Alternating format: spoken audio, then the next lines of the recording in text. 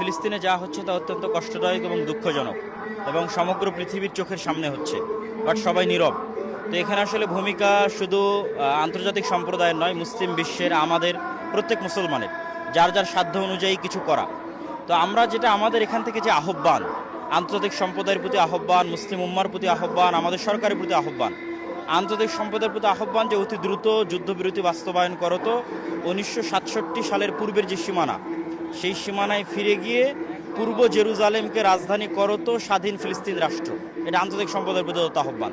মুসলিম বিশ্বের প্রতি আহ্বান যে তারা যেন ইসরায়েলের সাথে কোনো রকম সম্পর্ক না রাখে, বরং পারলে তাদের উপর বাণিজ্যিক স্যাংশন আরোপ করে।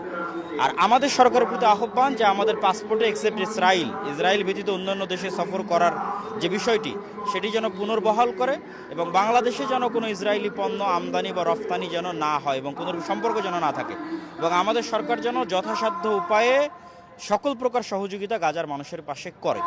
আর সর্বশেষ যে আহ্বান সেটি হচ্ছে, আমরা যদি ঐক্যবদ্ধ না থাকি, বাংলাদেশ যদি ঐক্যবদ্ধ না থাকে, তাহলে বাংলাদেশও ভবিষ্যৎ গাজা হতে পারে পার্শ্ববর্তী হিন্দুত্ববাদীদের সহযোগিতায়, যারা মূলত জায়নিস্ট ইসরায়েলদের প্রত্যক্ষ মদতদাতা।